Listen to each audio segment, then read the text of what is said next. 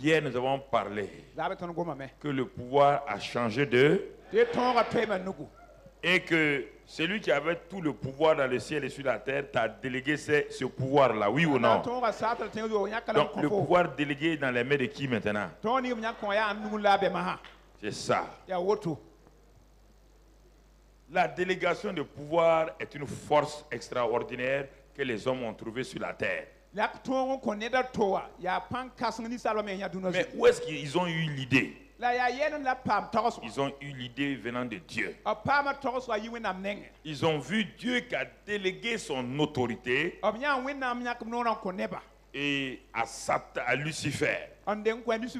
Mais qui en a tellement abusé. Il a tellement abusé de l'autorité déléguée qu'il a pu entraîner derrière lui des anges et des anges de Dieu. Écoutez-moi cette révélation-là. Si Lucifer n'avait pas ce pouvoir délégué-là, il ne pouvait pas entraîner derrière lui les anges de Dieu. Parce qu'en exerçant ce pouvoir délégué, il était comme Dieu lui-même. Les anges étaient émerveillés de voir un d'entre eux avoir telle force, telle puissance. Et la délégation de pouvoir monte la tête des gens. Ils oublient que c'est quelqu'un qui leur a donné une délégation de pouvoir.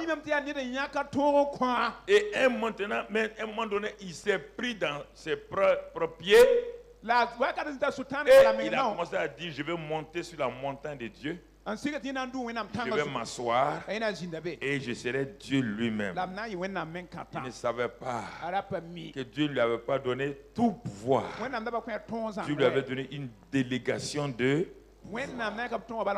Alors c'est pourquoi il a été chassé du ciel, déclaré ex-employé licencié du ciel. C'était un ex-employé que le ciel a licencié. Et c'est fini pour lui. Dieu maintenant s'est tourné vers des êtres faibles comme toi et moi. Il dit, comme les anges étaient trop près de moi, il a abusé. Je vais créer la terre très très très loin de moi, et je vais créer une créature appelée homme, et je vais lui donner aussi à lui une délégation d'autorité. Ici, ce n'est pas l'orgueil qui a perdu l'homme, c'est l'ignorance et la négligence. Le même Lucifer, ayant été un manipulateur, a inspiré un des agents d'Adam, qui est venu le séduire sa femme. Et il est revenu encore, ce qu'il avait perdu au ciel, il est venu récupérer sur la terre. Et il a dit, moi, je suis le Dieu de ce siècle. Ici, il m'appelle le prince des ténèbres. Ce n'est pas Dieu qui l'a appelé comme ça. Dieu ne peut pas créer quelqu'un et peut l'appeler prince des ténèbres. C'est parce qu'il a usurpé la clé. Mais Dieu n'a pas fini. Dieu va envoyer son fils. Il descend sur la terre comme un homme de même chair que toi, avec le même sang que toi, limité dans son humanité, mais rempli du Saint-Esprit. Et en tant que rempli du Saint-Esprit, il a commencé enfin, le Père a trouvé quelqu'un qui exerce la délégation de pouvoir avec humilité, avec amour et compassion. Il allait de lieu en lieu, faisant du bien.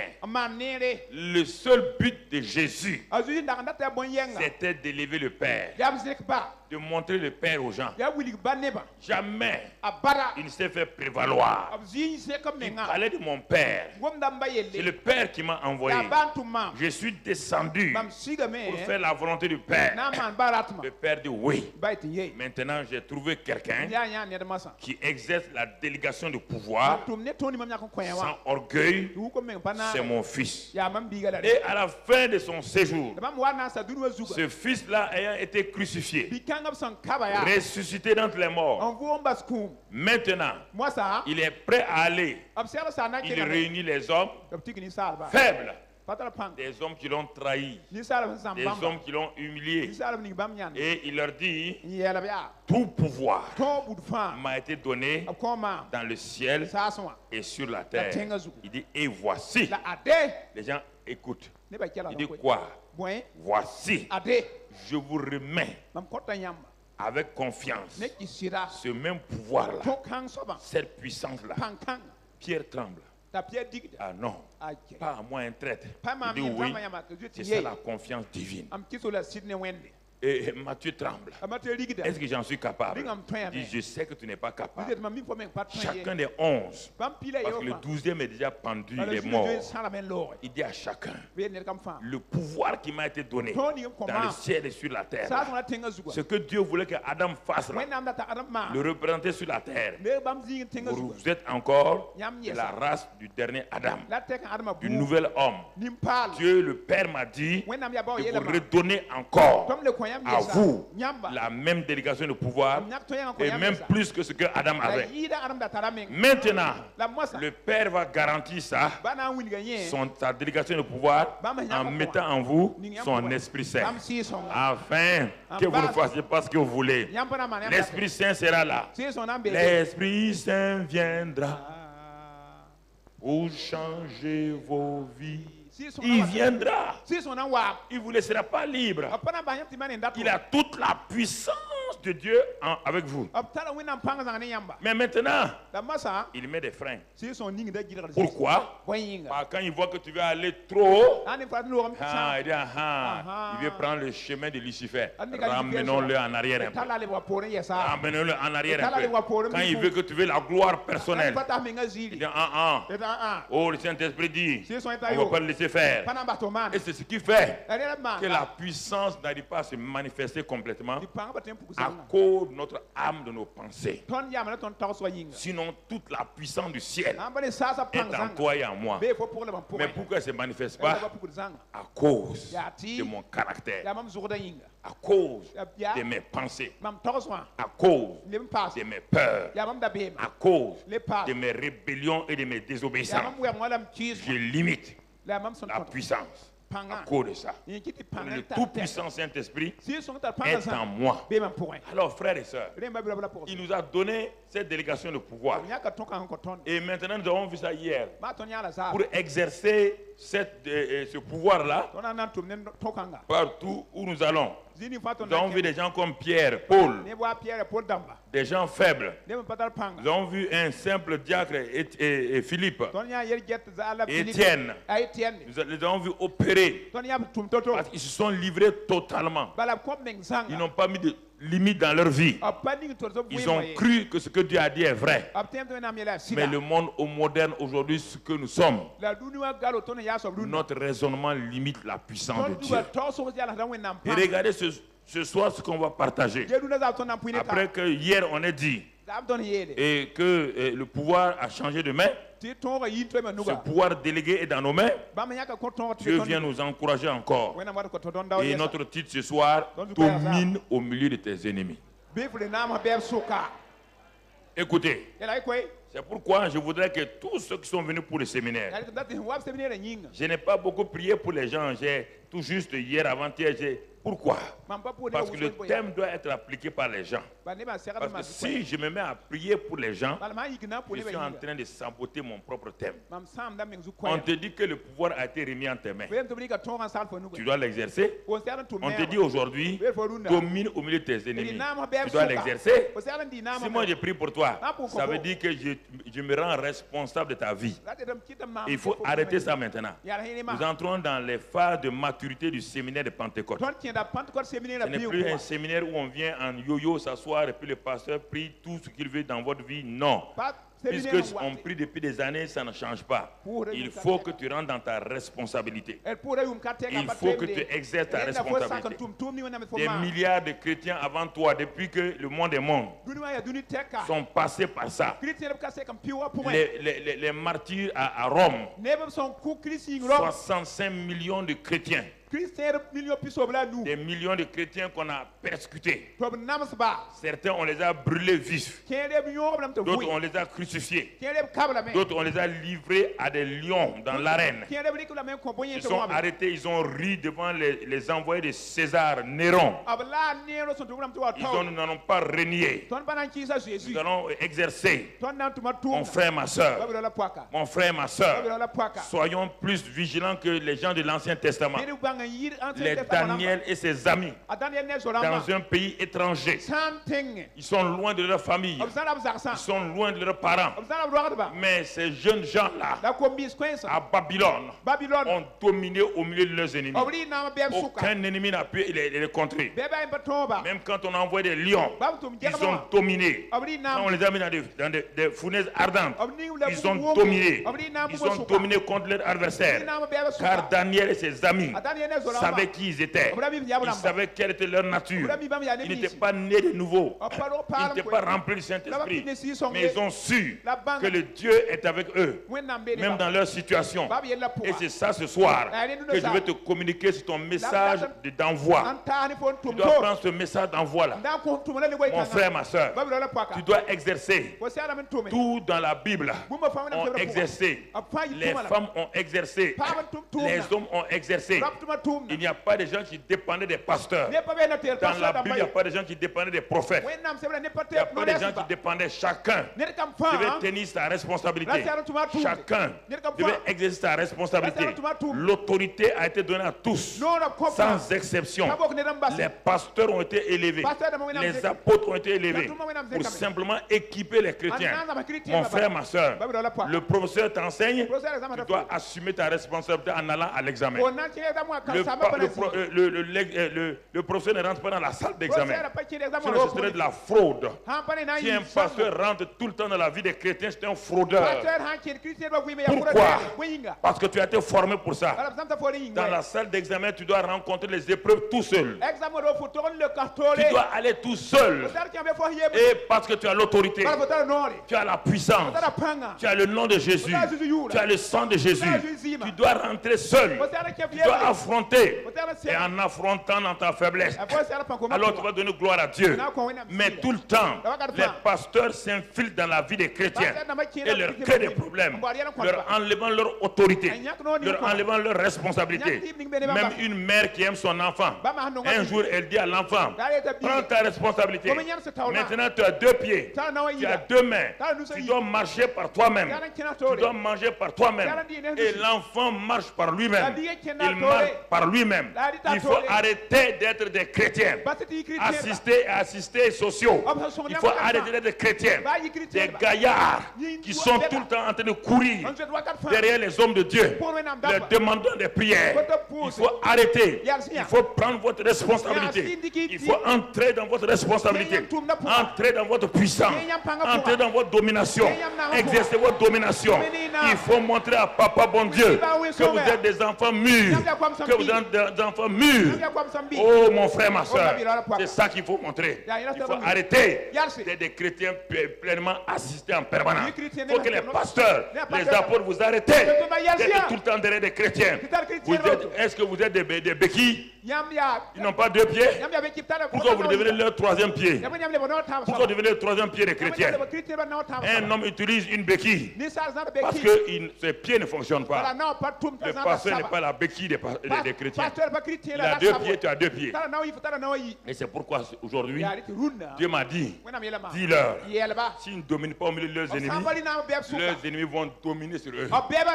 Ils n'ont qu'à faire ce qu'ils veulent. Ils doivent être responsables. Et ce soir-là, nous devons entrer dans la maturité. Arrêtons de flatter les gens. Arrêtons de flatter les gens. Et ce passage se trouve dans le psaume 110. Psaume 110, mon frère. Il faut commencer à être responsable. Il faut commencer à être responsable. C'est David qui écrit ça. Il dit parole et il parle de Jésus. Il prophétise sur Jésus. Mais comme Jésus Et nous sommes un. Tu vas comprendre que ce qui est dit sur Jésus te concerne. Qu'est-ce que David, il n'a pas connu Jésus. Pourquoi il a lancé une parole prophétique. Qu'est-ce qu'il dit? Parole de l'Éternel à mon Seigneur. Assieds-toi à ma droite jusqu'à ce que je fasse de tes ennemis ton marchepied. Ça, c'est le verset 1. Verset 1, on reste au verset 1. Qu'est-ce que la Bible dit ici? La Bible est en train de parler de ce que Jésus va venir faire. Assieds-toi à la droite et jusqu'à ce que tes ennemis deviennent ton marchepied. Alors, quand tu appliques ça à Jésus, tu vas tomber dans l'erreur. Mais je te pose la question. Depuis hier avant-hier, je te dis ça. La tête s'appelle qui? Le corps s'appelle Amadou. Hein? Le corps s'appelle qui? La tête s'appelle quoi? Les pieds s'appellent qui? Les oreilles s'appellent qui? La bouche s'appelle qui? Tu es dans le corps là. Tu t'appelles qui? Est-ce que quand on dit, j'ai vu Pasteur Mamadou Karambiri, est-ce qu'on a vu seulement sa tête? On a vu son corps. Est-ce qu'on a vu un cou qui se balance? Non. Quand on dit Mamadou Karambiri, c'est de la plante des pieds jusqu'au sommet de la tête. Donc chaque membre, ce bras-là, c'est Mamadou Karambiri. Ce pied-là, c'est Mamadou Karambiri. Ce talon-là, c'est Mamadou Karambiri. Donc la Bible dit, assieds-toi à ma droite jusqu'à ce que tu fasses de tes ennemis ton marchepied. Alors mon frère, ma soeur, il faut que vous compreniez cela. C'est ça la délégation de pouvoir. Tout pouvoir a été donné à la tête. La tête s'est tournée, a donné le même pouvoir aux membres du corps, dont toi y compris. Les hommes et les femmes, il faut arrêter des chrétiens mendiants, des chrétiens assistés, des chrétiens qui courent derrière les gens, qui prient pour vous tout le temps et vous refusez d'assumer votre responsabilité. Il faut arrêter, pasteur, prieuse là, il faut arrêter, rendez les gens responsables. Est-ce que ton enfant de 15 ans, tu l'assistes? Tu l'assistes. À 15 ans, tu peux assister ton enfant à marcher? Tu le fais marcher. Pourquoi des chrétiens qui ont 15 ans, 20 ans, tout le temps vous êtes derrière eux, je leur dis de les aider à marcher? Il faut qu'ils soient responsables. Prêchez-leur des paroles de responsabilité. Prêchez-leur des messages de responsabilité et qu'ils assument les responsabilités. C'est pourquoi l'Église a des problèmes.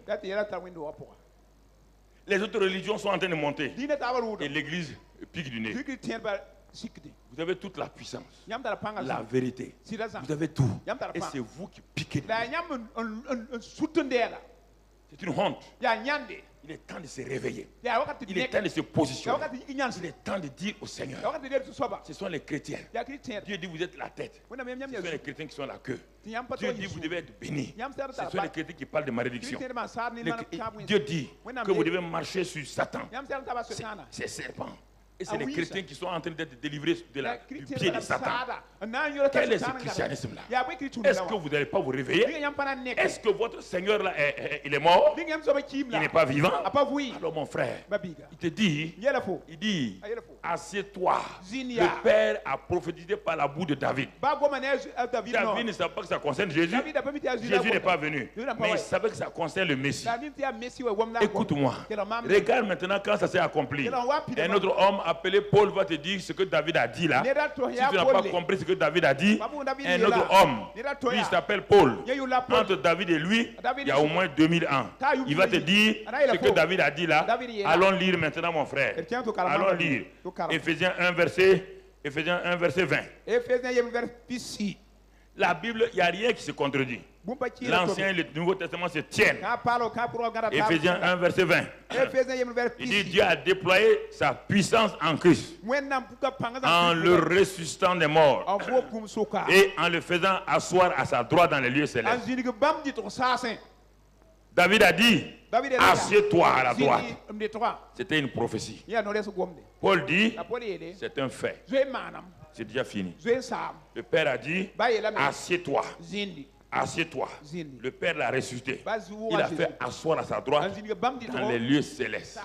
Mais ce n'est pas fini. Ça, c'est le verset 1 du psaume 110 là qu'on est en train de dire. On n'est pas arrivé au verset 2. C'est le verset 1 qu'on est en train toujours d'exploiter, d'enrichir. Parce que la Bible, les versets de l'Ancien Testament doivent être enrichis. Parce que les versets de l'Ancien Testament, c'est l'ombre.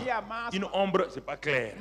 Le Nouveau Testament, c'est la réalité. Quand tu prends les versets du Nouveau Testament, alors les versets ombrageux de l'Ancien Testament deviennent clairs. On ne comprend pas. Assieds-toi à ma droite. On parle de qui? On te dit, on parle de Christ. Et le Dieu l'a fait asseoir à sa droite dans les lieux célestes. Mais ce n'est pas fini. Regarde, le verset 2, on ne va pas le lire, mais le verset 2 ici. Non, reviens. Au-dessus de quoi?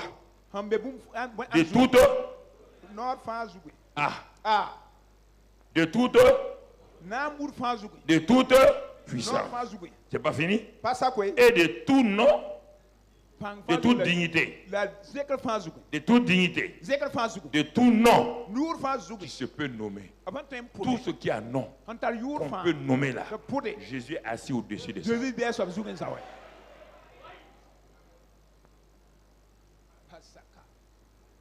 Non seulement dans le présent siècle, mais aussi dans les siècles à venir. Donc, y compris toi. Regarde-le. Le psaume 110. Maintenant, voilà sa réalité. Il est assis où? À la droite. Mais comme il ne veut pas travailler, il te rend responsable. Et regarde maintenant ce qu'il a fait avec toi. C'est ça le problème.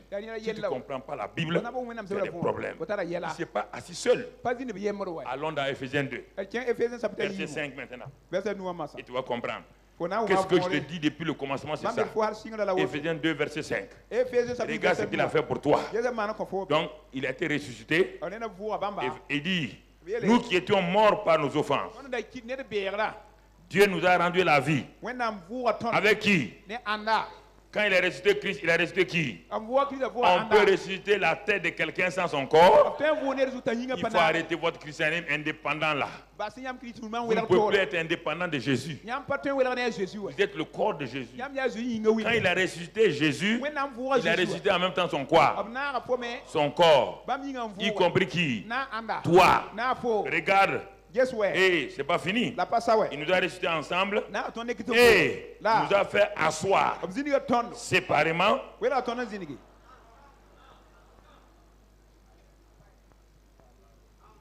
Pourquoi alors moi je suis assis avec Jésus?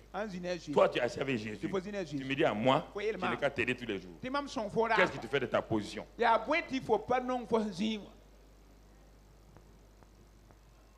Est-ce que vous m'entendez? Homme de Dieu. Les chrétiens que tu veux délivrer là, ils sont assis au même niveau que toi. Tu n'es pas mieux qu'eux. Tu es assis dans les lieux célestes, ils sont assis là. On te dit seulement de les enseigner et qu'ils prennent leurs responsabilités. On ne peut pas dire le contraire. Les gens veulent vous exploiter. Ils peuvent faire ça, ils peuvent faire quoi? Rien. Il n'y a pas cet homme qui veut faire quoi que ce soit sur la terre.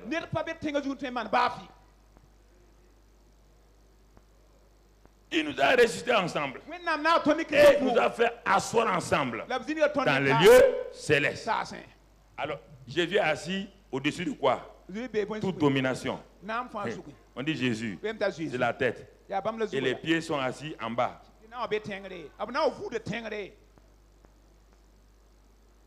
Il nous a fait asseoir en où? Ensemble. Où?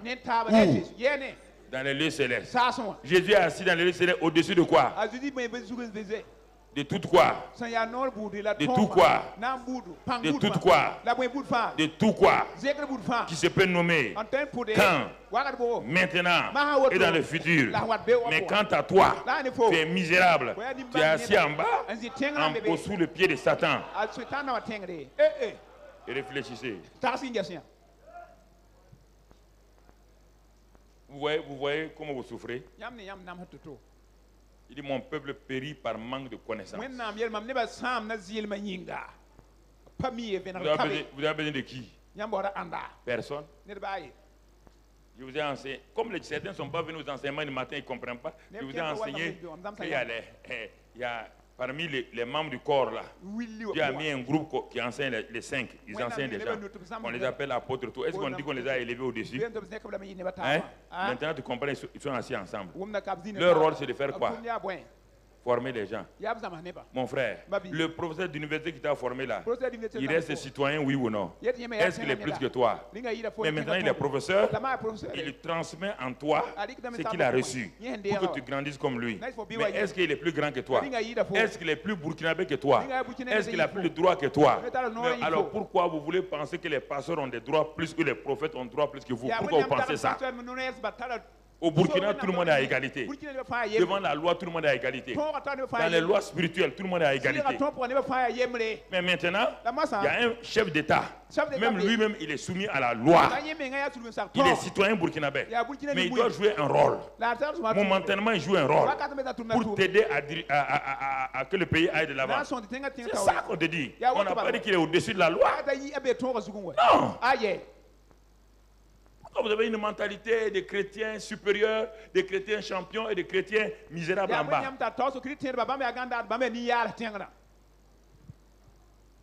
Pourquoi? Parce que l'information qui n'est pas passée. L'enseignement ne passe pas. Il n'y a pas plusieurs catégories de chrétiens. Non. Il y a ceux qui sont informés, d'autres sont dominés. Regardez pourquoi. Quand je viens venir à l'Afrique, arrêtez de dire quand on dit colonialisme, c'est une honte. C'est une honte quand on dit colon. Un gars comme toi, un cerveau. Quand tu es parti en France, tu es sorti parmi les premiers en France. Tu as montré que tu as un cerveau aussi bon que les Français. Tu es parti en Amérique. Tu es sorti parmi les premiers. Tu es parti n'importe où. Tu es sorti premier. Et toi, tu arrives dans ton pays. Le Français qui est avec toi, qui était 4e, 5e. Dans 10 ans, quand on parle de trouver en France, il a déjà monté une société. Il a tout. Toi, tu es ici en Afrique, cadre supérieur, avec pour cadre une cadre de moto, tu es dessus. Je vous pose la question. Dieu a créé un noir inférieur à un blanc. Ce n'est pas le même sang. Si j'ouvre tes veines, on voit quel sang. Ton sang est bleu, hein? Ton sang est bleu. Alors, ton cerveau, il est foutu. Alors, pourquoi vous refusez? La seule chose, c'est la paresse de l'Africain. Au moment où il fait chaud, l'Africain s'est assis sous les arbres. Il discute. Ah, il fait chaud aujourd'hui. On ne comprend pas. Chacun a dit, il fait chaud. Hein? Allons sous les arbres. Ils sont assis sous les arbres. Ils attendent que quelqu'un vienne les aider. Le blanc a froid. Le froid veut le tuer. Ils sont assis. Il faut trouver une solution. Ils ont inventé des machines de chauffage. Et ils sont, après avoir inventé ça, ils viennent nous trouver dans notre chaleur. Nous, on est assis, en train de discuter. Ça, c'est l'enfant de Mba Zepa. Là, c'est en train de nous bagarrer. Ils sont venus encore inventer climatiseur nous donner.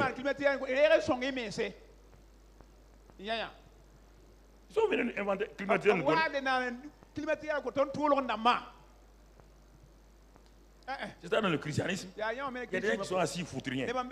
Critiquer, parler mal. Quand les gens opèrent maintenant, on dirait que Dieu l'a privilégié. Dieu n'a privilégié personne. Personne. Arrêtez ça. Le sous-sol le plus riche dans tous les continents, c'est quel sous-sol? Vous êtes assis, on est venu vous buvez le Chapalo. On est venu vous donner quelques biscuits et autres là. Et on a enlevé votre or, on est parti avec ça. Tous les pays qui sont puissants là, est-ce qu'ils avaient des matières premières? Toutes leurs matières premières pour faire les fusées, ça vient de l'Afrique. Tout ce qu'ils ont inventé vient de l'Afrique. Vous dites que vous êtes pauvres. Tous les jours, c'est séminaire avec per diem de séminaire. C'est une honte. Des gouvernements qui sont assis. Aucun gouvernement du monde n'a fait séminaire sur la pauvreté. Il n'y a qu'en Afrique qu'on fait gouvernement sur la pauvreté et qu'on donne encore au séminaire de la pauvreté des per diem à des pauvres. Montre-moi où en Amérique on a fait séminaire sur la pauvreté. Montre-moi en Europe. Même le plan Marshall, ce n'était pas pauvreté. Des officiers supérieurs, des généraux, des ingénieurs, des politiciens, des informaticiens. Vous êtes assis, des femmes. Et il faut que quelqu'un quitte la France pour venir vous aider. Pourtant, quand vous faites votre licence, vous êtes sorti major. C'est un scandale. Pourquoi? Parce que vous refusez d'exploiter, de mettre en valeur ce que vous avez. C'est ainsi que nos parents sont morts avec toutes les racines qu'aujourd'hui les pharmacies, les laboratoires européens utilisent. Tout. C'est maintenant que tout le monde sait que Moringa c'est Arzantiga. En ce temps, les Européens l'ont déjà exploité à longtemps.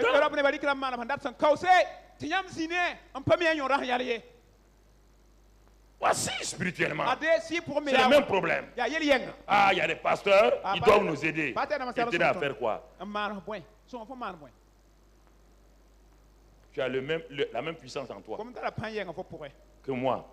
Tu es assis au même lieu que moi, au-dessus de tout pouvoir, de tout nom, de toute domination, de toute dignité, de tout. Tu es assis à égalité avec Jésus lui-même et tu n'opères pas. Tu veux attendre quoi? Voici le problème. Il faut prendre votre responsabilité. Ayez le courage de dire, je prends ma responsabilité. Je prends ma responsabilité. Je vais changer. Voici la vérité. Voici la vérité. Dieu n'a pas créé un pays pauvre. Dis-moi où Dieu a créé un pays pauvre. Dans quel? Où? Un Dieu comme ça va créer un pays pauvre. Pourquoi? Pourquoi? Montre-moi. Quel pays pauvre? Tu es pauvre dans ta mentalité. Pauvre dans tes pensées. Pauvre parce que tout le temps tu réfléchis négatif.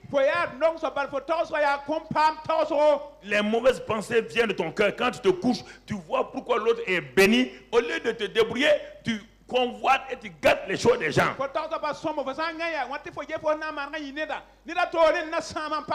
Est-ce que nous allons nous réveiller? C'est fatigant, hein? D'avoir un peuple qui tout le temps, de temps en temps, on va faire.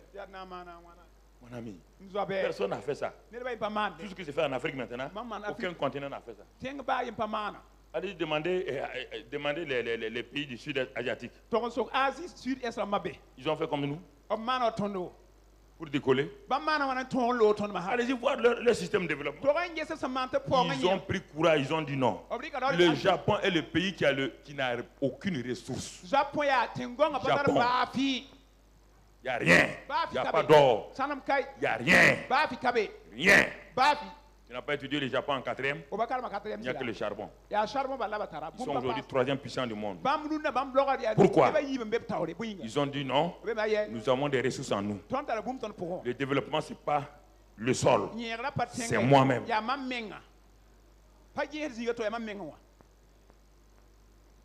C'est ça. C'est un scandale. Tout le pouvoir m'a été donné. Je vous donne le pouvoir délégué. Et ce n'est pas fini. Il dit, vous êtes privilégiés. Vous êtes assis avec moi dans les lieux célestes. Même position, au même endroit, vous êtes positionné. Bien que vous soyez sur la terre encore, spirituellement, vous êtes positionné là-bas. Pour faire quoi? Au-dessus de toute domination. Tout ce qu'on appelle domination, tout ce qu'on appelle autorité, tout ce qu'on appelle pouvoir, tout ce qu'on appelle dignité, tout ce qu'on appelle non. Vous régnez sur ça.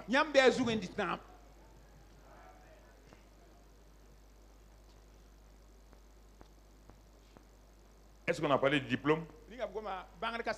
Est-ce qu'on a parlé de niveau intellectuel? Ceux qui sont élevés là, est-ce qu'on a dit les diplômés?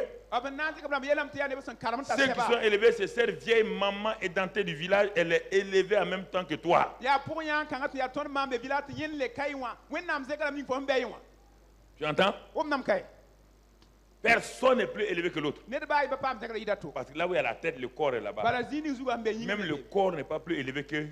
la tête n'est pas plus élevée que le corps. Parce que ta tête est ici, ton corps est là. Est-ce que ta tête est plus élevée? Tu n'es pas assis sur la même chaise, non? Mais ta tête est au plafond et puis ton corps est ici. Jésus nous enseigne des choses. On ne veut pas.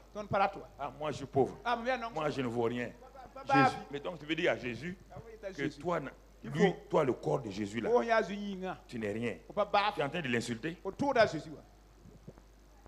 Si quelqu'un vient insulter ton pied, le pied tordu, est-ce que tu es content? Hein? Tu es content? Toi-même, tu t'assois. Jésus dit que tu es son pied. Et tu dis que moi, je suis un pied tordu. Jésus donc dit, ah bon, donc c'est moi qui suis tordu alors.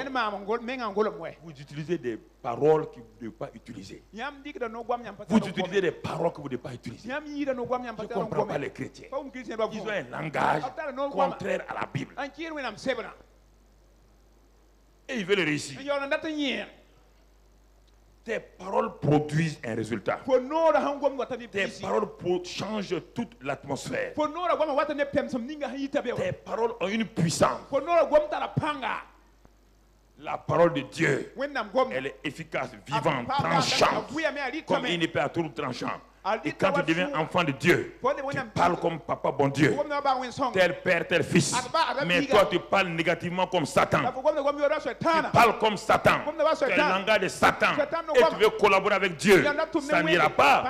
Dans une maison, quand le mari a un langage comme ça, la femme a un langage comme ça, tous les jours, il y a bagarre dans la maison. Tous les jours. Il faut harmoniser vos paroles. C'est ça. Les bagarres dans la maison ne viennent pas parce que tu es grand ou plus que ta femme. Ça vient de vos paroles. Les paroles chargent l'atmosphère et affectent votre relation. Pourquoi? Parce que la parole est puissante. La parole humaine est puissante. Il vaut mieux parfois que quelqu'un te gifle. Là, c'est bon. Quand on te dit une parole dure, la parole dure là, peut te suivre 20 ans. Mais la gifle là, le lendemain, tu as oublié. C'est pourquoi faites attention à vos paroles. Faites attention à vos paroles. Ne parlez pas au hasard. Ne parlez pas des choses négatives. Ne parlez pas des faiblesses. Ne parlez pas des défaites. Ne parlez pas. Il dit tes paroles vont être produits la mort ou la vie. Dans Proverbe 18:20. Où Jésus ment, où il dit la vérité. S'il dit que mes paroles produisent la mort et la vie, je fais attention. On n'a pas dit les paroles de Satan. On dit tes paroles.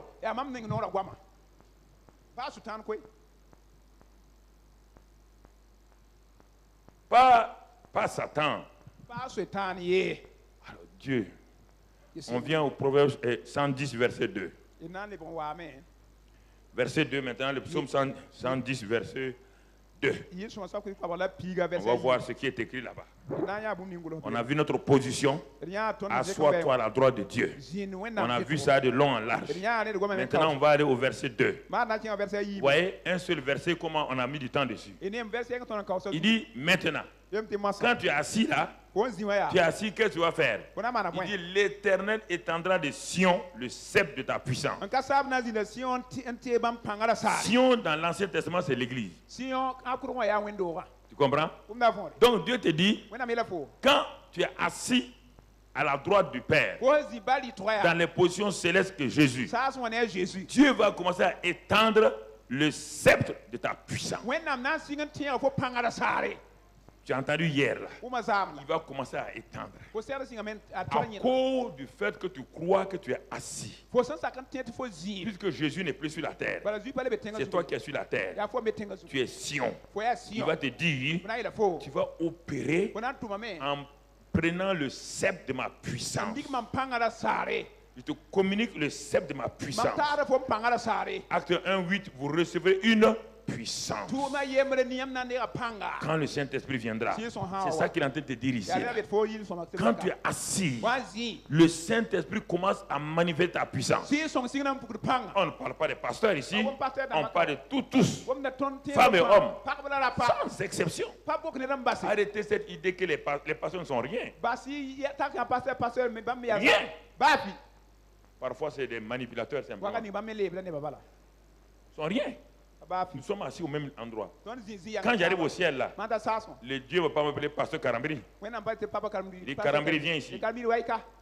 Qu'as-tu fait de ma vie que je t'ai donné sur la terre?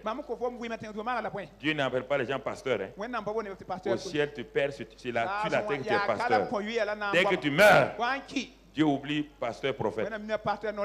Tu pars nu là-bas maintenant. Tu comprends? Pourquoi Béni il tremblait? Est-ce que Dieu a dit, hey, bonjour pasteur Béni? Ah, l'homme moins est arrivé. Il a dit ça? Il lui a dit ça? Ok. Trompez-vous vous-même. Il ne faut pas marcher droitement avec Dieu. Il dit, je t'ai ressuscité avec mon fils. Je t'ai fait asseoir dans les lieux célestes, au-dessus de toute domination, de toute autorité, de tout pouvoir, de toute dignité, de tout nom qui se peut nommer dans ce siècle-là et dans les siècles à venir. Pour faire quoi? Pour que tu exerces le sceptre de ma puissance. Je te donne, c'est ça. Tu dois montrer que j'ai un sceptre. Et je te passe le sceptre de ma... C'est pourquoi je dis que ton règne vienne. Le sceptre, c'est un élément de la dignité royale accompagné de la puissance du Saint-Esprit. C'est pourquoi on dit le sceptre de ta puissance. Le sceptre montre que tu es un envoyé royal. Et la puissance montre que tu es équipé pour ça. Étends le sceptre de ta puissance. Et quand tu étends ça, revenons toujours à ce verset-là, il dit maintenant, quand tu es conscient de ça, il te dit, domine au milieu des ennemis. Tu ne peux pas dominer si tu ne sais pas que tu es assis. C'est pourquoi les chrétiens sont dominés et dominés. Ils courent pour qu'on prie pour eux, mais leur pensée est déjà dominée. Il prie. Mais un homme dominé, tu ne peux rien changer. Premièrement, il doit accepter qu'en tant que fils de Dieu, Dieu l'a ressuscité ensemble avec Christ.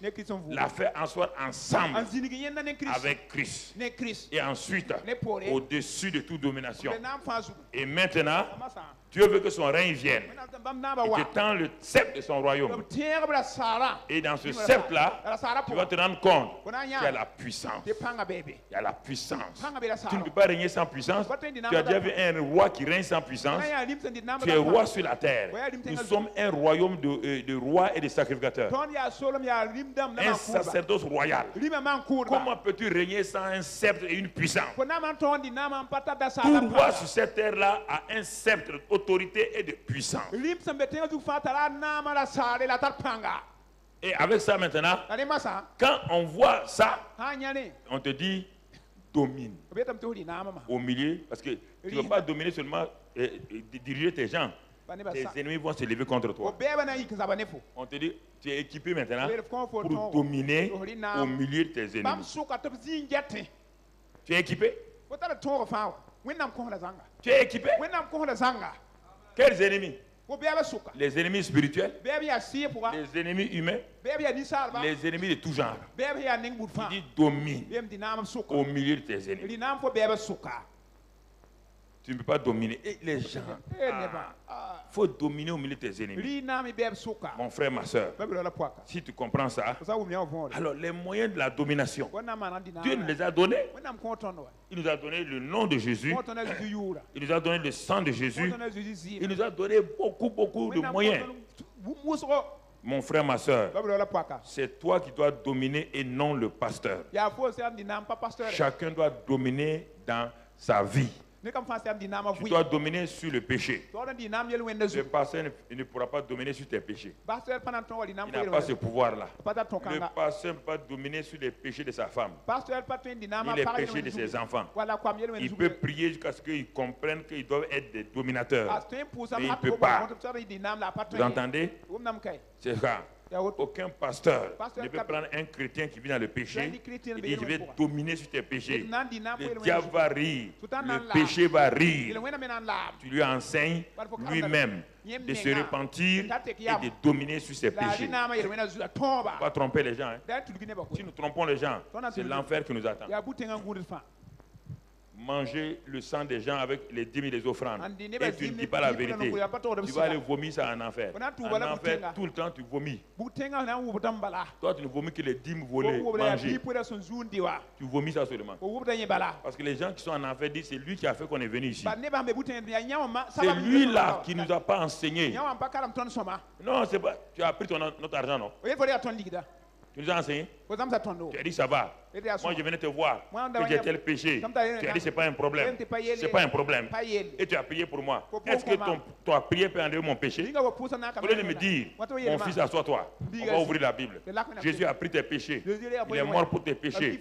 Ton vieil homme a été crucifié à la croix. Maintenant il t'a délivré. Maintenant mon fils, le Saint-Esprit est venu en toi pour que tu domines. Va avec le Saint-Esprit. Non, tu pries pour moi. Ça m'a envoyé en enfer. Tu vas rester en enfer avec moi ici. Chaque jour, tes chrétiens viennent te dire Ngao. Tu nous as trompés, tu es avec nous. Moi, je ne ferai pas ça. Écoute-moi. Domine au milieu de tes ennemis. C'est un ordre. On n'a pas dit si tu veux. Un chrétien qui est né de nouveau, qui est assis, s'il ne domine pas, il sera dominé. On peut rien faire pour lui. Ne vous flattez pas. Domine au milieu de tes ennemis. Pourquoi? Parce que tu as eu la capacité. On n'a pas dit à quelqu'un de dominer sans arme. Non, mon ami. On n'envoie pas quelqu'un attaquer une armée les mains vides. C'est que l'armée est équipée. Alors, ce soir-là, écoute-moi, frère et soeur. Écoute-moi, mon frère. C'est un message d'envoi que je vais te donner. Et que tu quittes ce train de tout le temps jouer à la victime.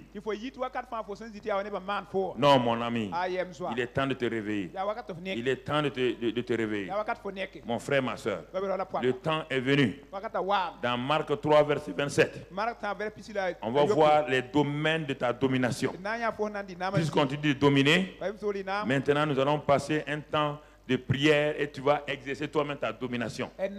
Moi, je vais te donner les passages et c'est toi-même qui va exercer ça. Marc 3, verset 27. Il est écrit, personne ne peut entrer dans la maison d'un homme fort et piller ses biens sans avoir auparavant lié cet homme fort. Alors il pillera sa maison. Premier élément de prière ce soir. Tu es venu ici, toi qui as la télévision sur Internet et toi qui nous écoutes partout.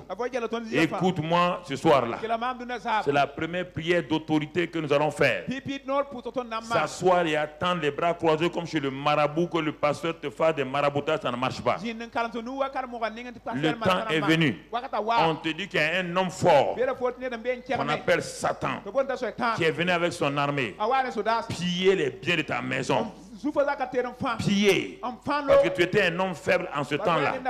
Quand Satan a pillé les biens que Dieu t'avait donnés, tu étais inconverti. Tu es né dans une famille inconvertie.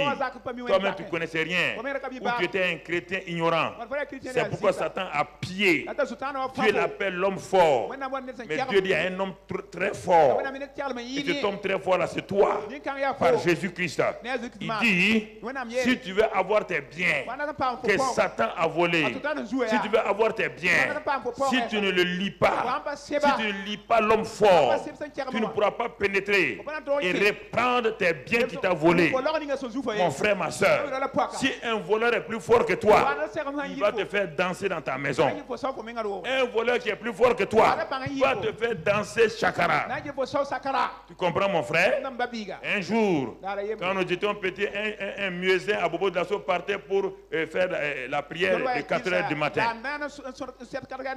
Il est tombé sur les voleurs dans mon quartier à Carville. Le lendemain, il a raconté, tout le monde riait. Les 2 voleurs ont dit: donne l'argent. Il dit: Wallah, ma bonne waré. Je ne suis pas sorti à l'argent. C'est moi qui suis le muezzin. Les voleurs ont dit: muezzin, si tu ne donnes pas l'argent aujourd'hui, tu auras chaud. Il a dit de fouiller. Ils ont tout fouillé. Les voleurs ont dit: comme tu n'as pas l'argent, tu vas chanter chakara et tu vas danser. En ce temps, c'était chakara qui était à la mode.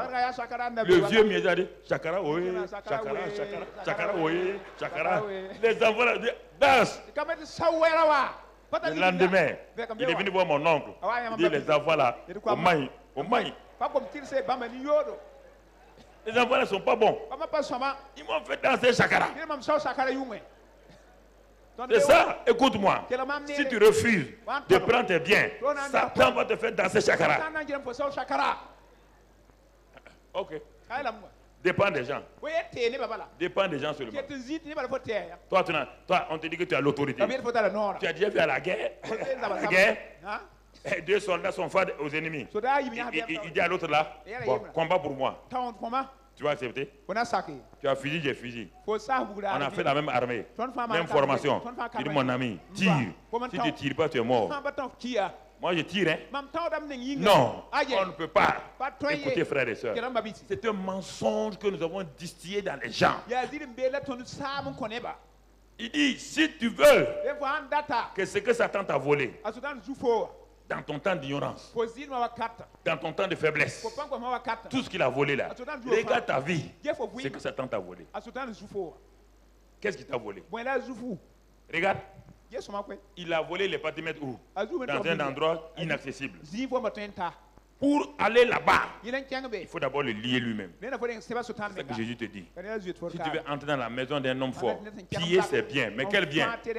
Satan n'a pas de bien. Tout ce que Satan est, puisque c'est un voleur, il a tout volé. Il faut le lier d'abord. Alors mon frère, ma soeur, tiens-toi dans cette position-là. Ce soir-là, on va aller point par point. Je vais te rendre responsable. Hein? Tu crois que tu vas t'asseoir et moi je vais prier pour toi? Oui, tu as 2 pieds, lève-toi. Ne ferme pas ton sac. C'est la première prière, on n'a pas fini. Hein? Et on va prier jusqu'à minuit, tu ne sais pas. Ce soir-là, c'est un calme. Tu vas voir. Il faut te lever. Te lever. Quand tu vas dans l'armée, le premier jour déjà, tu sais marcher, tu ne sais pas marcher, on vous conduit dans la marche. Oui ou non? Est-ce que tu peux dire: sergent, tu as mal au pied? C'est là qu'on va te faire courir.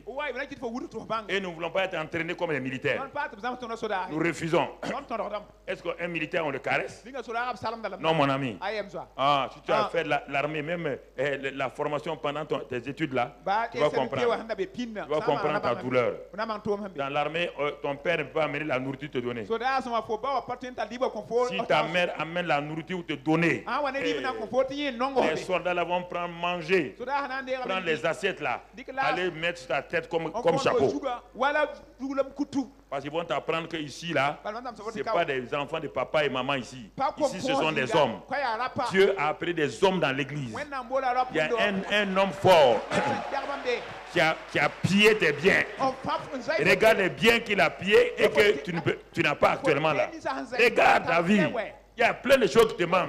C'est quelqu'un qui a volé. La Bible dit de le lier. Il t'a donné le nom. Il t'a donné le sang.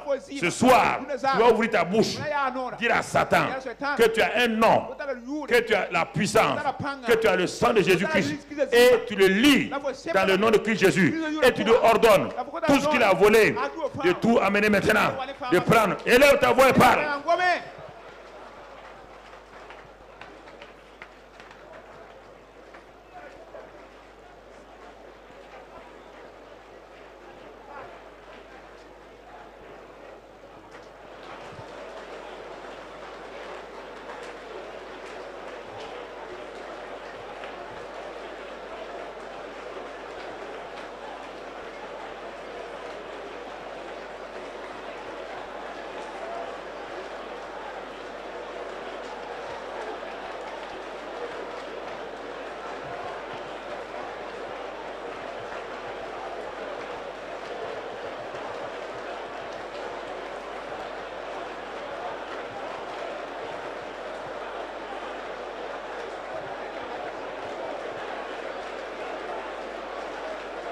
Au nom de Jésus. Amen. Amen. Écoute ce que le ciel te dit. Le ciel même te dit, tout ce que tu vas lier sur la terre sera lié où? Alors le ciel même te dit, ne joue pas avec moi. Hein. Moi je ne lis rien. C'est ce que tu as lié sur la terre là que nous nous lions au ciel. Oui ou non? Alors si c'est ça, continue de lier pour que le ciel lie. Continue de lier. Lis l'homme fort.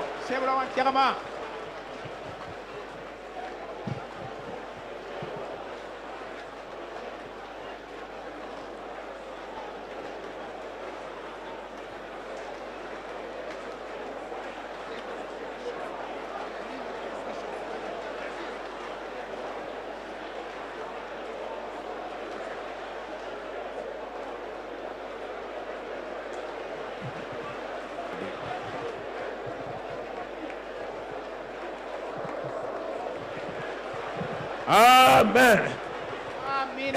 Est-ce que tu vois, à partir de tu dois comprendre ça. Si tu ne lis rien, Dieu ne lit rien. Tout ce que sera lié sur la terre, c'est de ça que le ciel va s'occuper. Si tu ne le fais pas, le ciel ne fera rien. C'est toi qui es chargé de lier l'homme fort. Parce que tu as l'autorité, tu as la puissance, tu as le nom, tu as le sang, tu as tout. Donc il ne faut plus te tromper. Hein. Pas te tromper. On va aller dans Nombre 23. Assois-toi une minute. Assois-toi une minute. Comme on va durer là, assois-toi une minute. Nombre 23, 23. Regarde autre chose. Oh, hey. Nous mentons beaucoup les pasteurs là. Regarde dans l'Ancien Testament. Regardons ce que l'Ancien Testament dit. L'enchantement ne peut rien contre Jacob. Attendez. Ne sois pas trop enflammé. Tu dis ça chaque année, tu dis ça ne change pas. Écoute-moi maintenant. L'enchantement ne peut rien contre Jacob. Qui est Jacob? Un escroc. Écoute-moi, hein. Mais comme Dieu est avec lui là, quand Balaam a voulu faire l'enchantement là, parce que les démons ont dit, Jacob là, c'est un mauvais type. Écoute-moi, quand on prie maintenant, écris le verset, ne cherche pas le verset. Je t'explique qu'on va prier. L'enchantement ne peut rien contre Jacob. Et il continue. Maintenant, il parle de Jacob, il va parler d'Israël. C'est-à-dire l'homme ancien et l'homme nouveau. Si l'enchantement ne peut rien contre un homme ancien, qui n'est pas né de nouveau, et il dit maintenant, la divination contre Israël.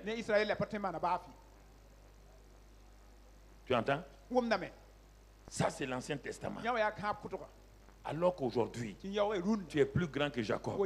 Jésus a dit que le plus petit dans son royaume est plus grand que Jean-Baptiste. Et Jean-Baptiste est le plus grand de tous ceux qui sont nés de femmes.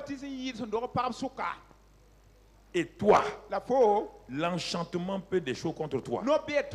Les sorciers peuvent des choses contre toi. Les magiciens peuvent. Il faut que quelqu'un aille te délivrer. Quand Balaam envoyait les enchantements là, est-ce qu'Israël était au courant? Est-ce qu'ils savaient qu'il y avait un combat? Alors qui les a délivrés? Pourquoi il y a des mensonges comme ça? Qui les a délivrés? Ils étaient éclairés. Dieu leur a dit que rien ne peut. L'enchantement ne peut pas. La divination ne veut pas. La sorcellerie ne peut rien. Les magiciens ne peuvent rien. Alors, mais pourquoi? On n'a pas dit que l'enchantement n'existe pas. On n'a pas dit que les sorciers n'existent pas. On dit que si tu es positionné, si tu es assis avec Christ, je te pose la question. Là où tu es assis là, si je viens pour poignarder ton pied, tu vas me laisser faire? Alors tu es le corps de Christ. Si on vient te poignarder, Christ va laisser faire? Pourquoi il a écouté? Il y a trop de preuves contre ce que vous pensez. Pourquoi il a dit à Saul de Tarse, pourquoi me persécutes-tu? Pourtant il n'a pas jamais vu Jésus. Il n'a jamais salué Jésus. Et Jésus dit, pourquoi me persécutes-tu? Et il demande à celui qui parle, qui es-tu? Il dit, je m'appelle Jésus. Il dit, mais, non, moi je t'ai jamais connu. Jésus dit, tu ne comprends pas? Quand tu persécutes un chrétien, c'est mon corps, c'est moi que tu persécutes. Il te sera dur d'être vainqueur. S'il a menacé Paul et il ne peut pas menacer vos sorciers, vos magiciens, ça veut dire qu'il a failli. Réfléchissez. Vous êtes là, quelqu'un n'a qu'à venir. Il n'a qu'à venir faire quoi? Il n'a qu'à venir faire quoi? Jésus te dit, tu fais partie de mon corps. Et Saul emprisonnait les gens. En réalité, il a emprisonné qui? Jésus. Tu comprends? C'est pourquoi Jésus le menace. Il sera dur de régimber. Saul de Tarse. Parce que mon vieux, c'est contre moi que tu luttes. Hein? Il dit, ah bon? Ah non, non. C'est les chrétiens là. Il dit non, les chrétiens c'est qui? C'est moi? C'est mon corps? Ah, Saul de Tarse dit, c'est ça, je me soumets. Jacob, l'enchantement ne peut rien. Israël, la divination ne peut rien. Le corps de Christ, les persécuteurs ne peuvent rien. Pourquoi tu as besoin tout le temps de demander que dans ton village, que les sorciers viennent? On dit l'enchantement ne peut rien.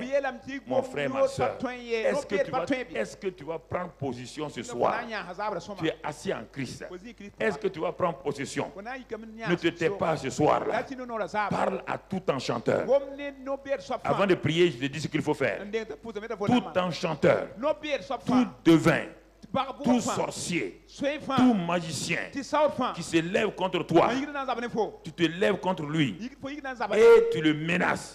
Tu lui dis qu'il ne peut rien contre toi et tu annules tous ses enchantements. Et s'il veut résister, tu leur retournes les moyens qu'ils ont utilisés contre eux-mêmes. S'il y a quelqu'un qui a envoyé des sorts, tu dis à cet enchanteur-là, je te renvoie ton sort au nom de Christ Jésus. S'il a envoyé la mort, tu lui renvoies la mort au nom de Christ Jésus. Tiens-toi sur tes pieds. Comment tu as parlé?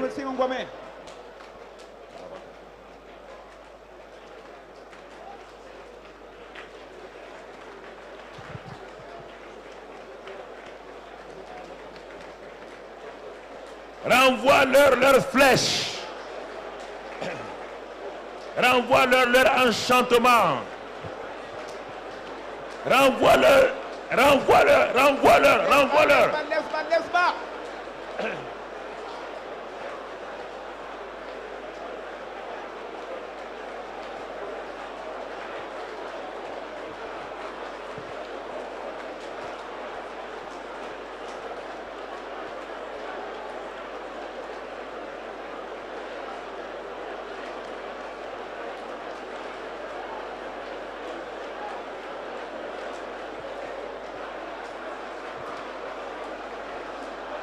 Au nom de Jésus. Écoute-moi encore. Il dit, tout complot conforme contre toi, tous les intrigues, les petites réunions, les cercles qui sont contre toi, Dieu dit ne t'inquiète pas, lui n'est pas dans ça. Lui n'est pas dans ça.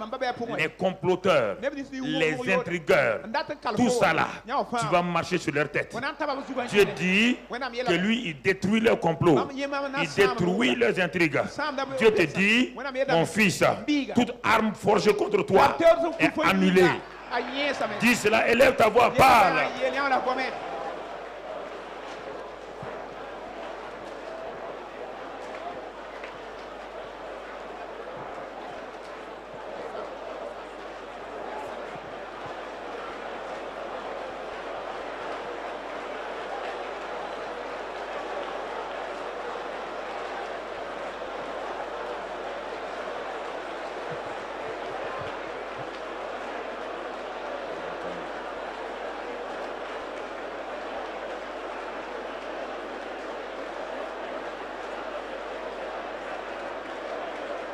Dans le nom de Jésus. Alors dis avec moi. Tout comploteur contre ma vie, tout intrigueur, les armes que tu as forgées, je te les renvoie. Elles vont te transpercer. Moi, je ne serai pas atteint, car je suis protégé par le sang de Jésus. Tes complots seront révélés. Tu ne peux rien contre moi. tes enchantements, tout tes gris-gris que tu as formés contre moi ne peuvent rien. Parce que je suis intouchable. Parce que le Christ est avec moi. Il est en moi. J'annule tous tes complots. J'annule tes intrigues. J'annule tes enchantements. J'annule toutes tes malédictions contre ma vie. Au nom de Christ Jésus et par la puissance du sang de Jésus. Amen. Assois-toi un peu encore. On va aller point par point. Ah oui, mon ami. Tu vois, tu es responsable. Moi, je ne peux pas faire ça pour toi. C'est toi qui dois le faire. C'est Dieu t'a donné le pouvoir de le faire. Crois à chaque prière que tu lis. On va aller à Zacharie 9. Zacharie 9 dit, et pour toi, à cause de ton alliance scellée par le sang. À cause de ton alliance scellée par le sang.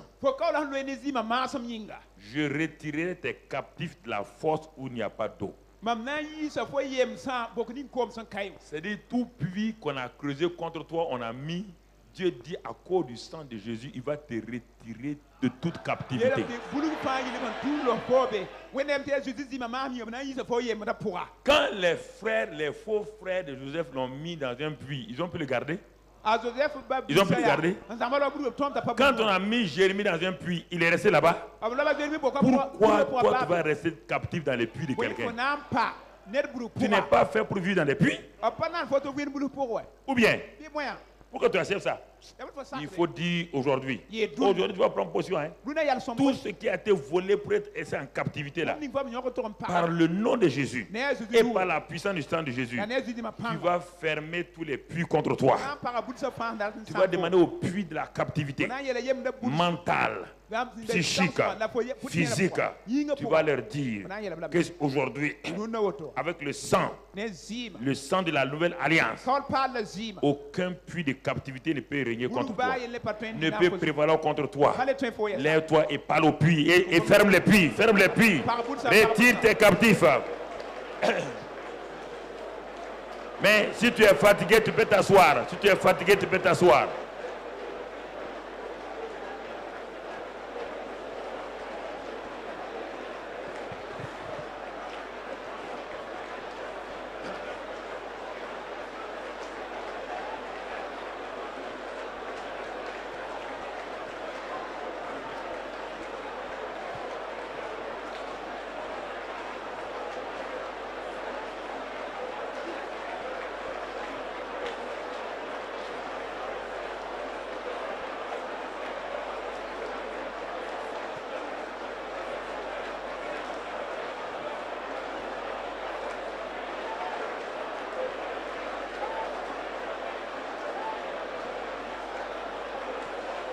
Au nom de Jésus, dis avec moi, ô puits satanique,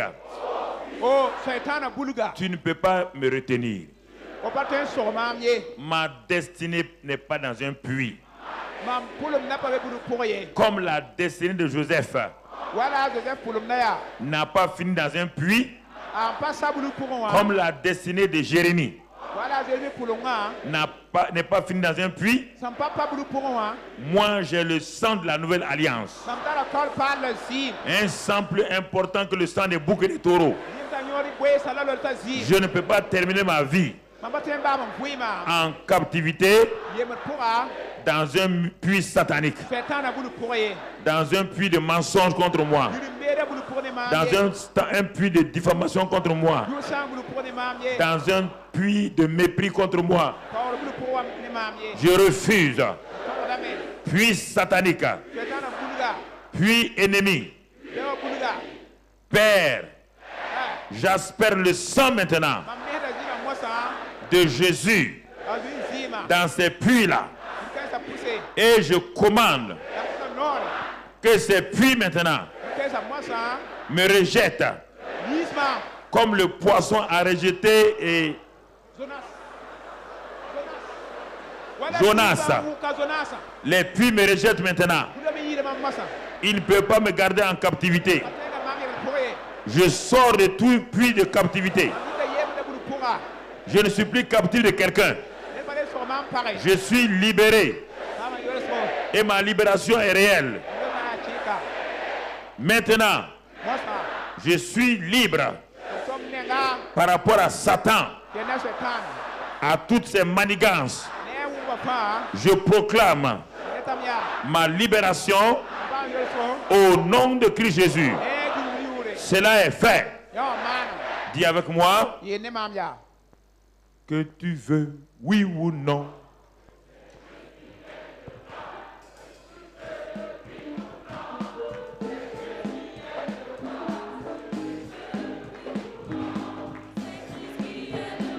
C'est Jésus qui le voit. Oh oui. Si tu veux, oui ou non. Si tu viens le voir. Si tu veux. Allez-y maintenant à Exode 12. Ouvrez à Exode 12, 35. C'est Jésus qui le voit. Amen. Asseyez-vous. Quand il... Bon, ferme le verset d'abord, mais garde à côté. Quand Israël arrivait, il arrivait en Égypte, il était combien de personnes? Qui connaît? 70.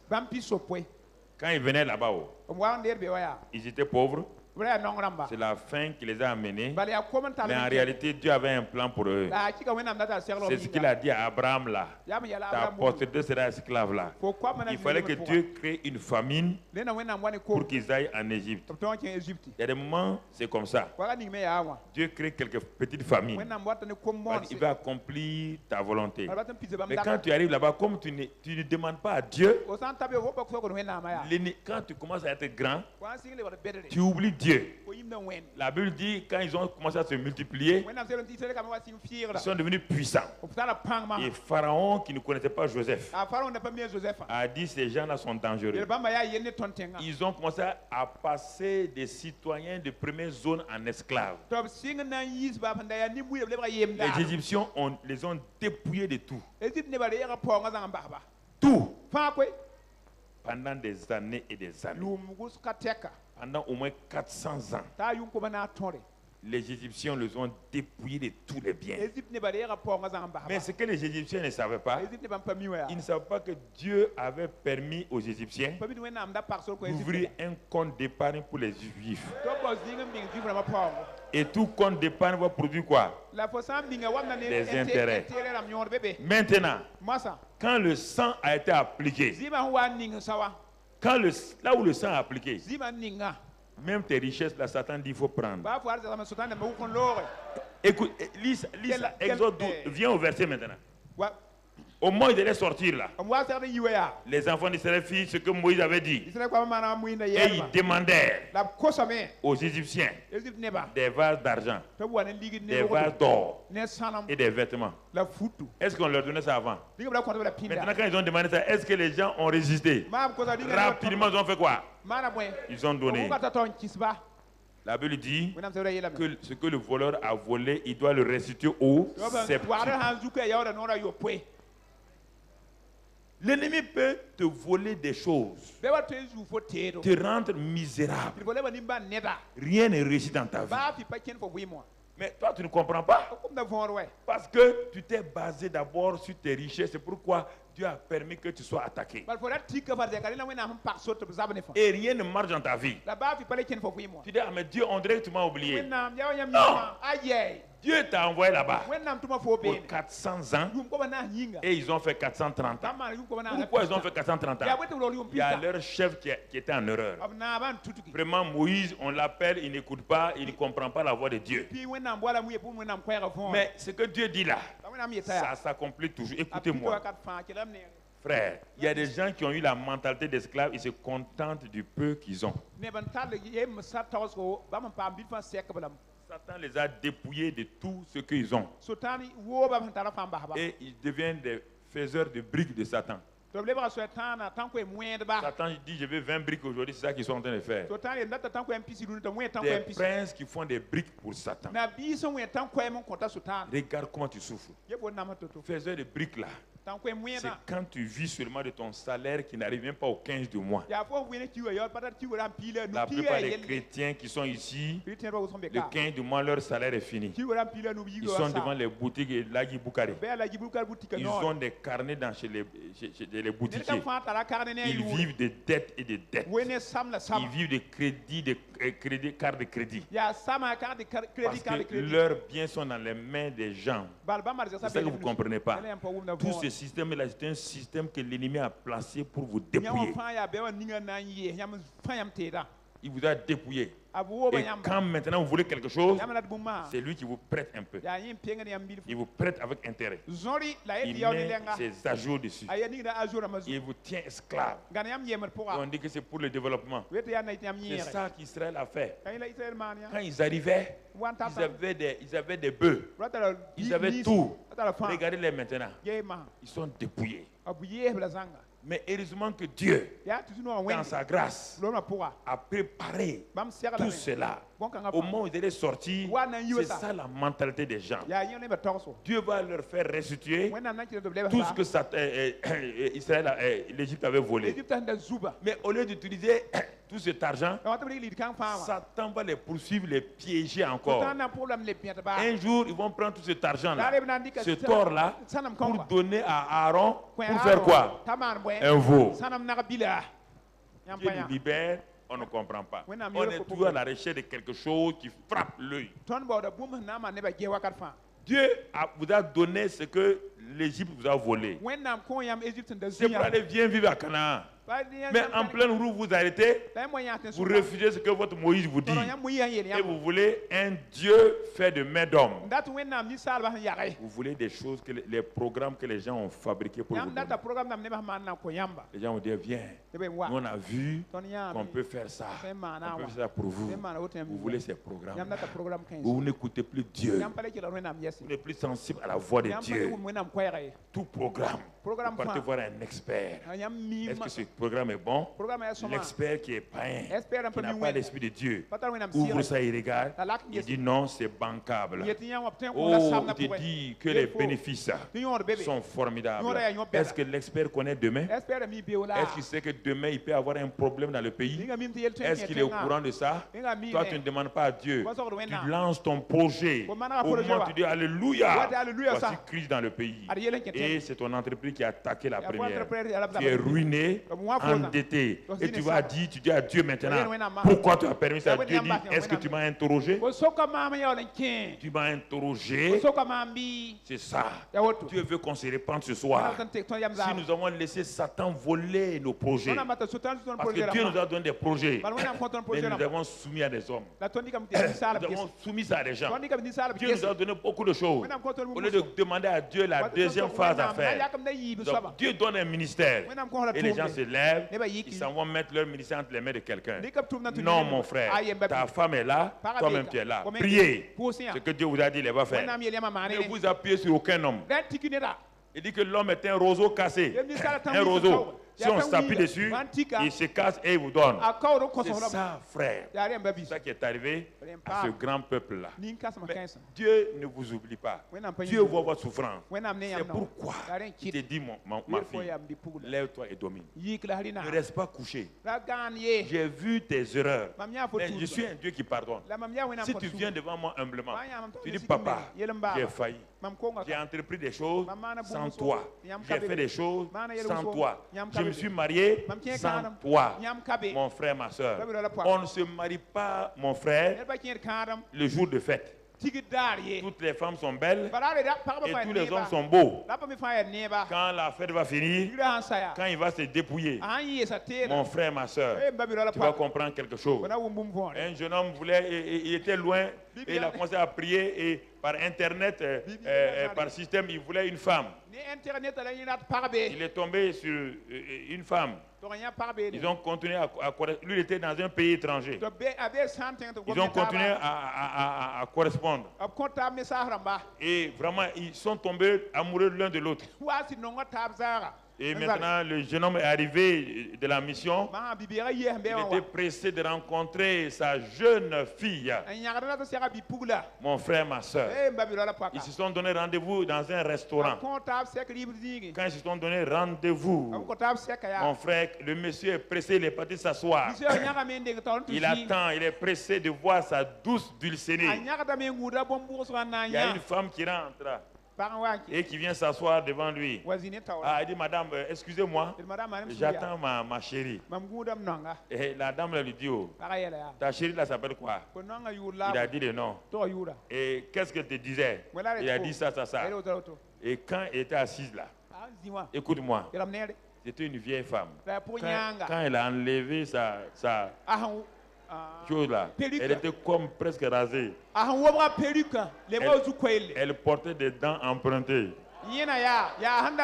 Et dit, c'est moi ta chérie. Hein? Il dit, alors, au nom de Jésus, Jésus dit,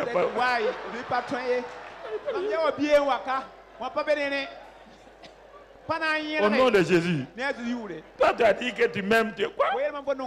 La vieille a dit, tu es mon mari. Le petit dit, Seigneur, sauve-moi. Ok. Oh, continuez. Tout ce qui est beau, tout ce qui brille, n'est pas de l'or. Faites attention. Ne prenez pas les choses comme ça. Je vais vous parler en homme d'expérience. Faites attention. Nous tous, on a fait des erreurs comme ça. Là, on croyait que c'était Dieu. Ce n'est pas Dieu. On s'est trouvé dans une impasse. On dit, mais il n'y a plus de route. Dieu dit, moi sur le chemin. Toi, tu as pris une route, c'est moi le chemin. Moi, je ne donne pas un chemin à quelqu'un. C'est moi-même le chemin. Si tu m'avais suivi, il n'y a pas de problème. C'est comme un missionnaire qui est arrivé en Afrique centrale, où il y avait la forêt partout. On ne peut pas passer. Le chef de village a dit, missionnaire, tu veux aller dans l'autre village? Nous avons un guide, un homme sûr. Il va t'amener de l'autre côté. Pas dans la forêt là, il n'y a pas de route. Et quand on coupe les arbres, une heure après, tu ne retrouves plus rien. Tellement la forêt est dense. Ils ont donné des ânes aux missionnaires avec des gens. Et le guide avait simplement sa manchette. Il est rentré dans la forêt.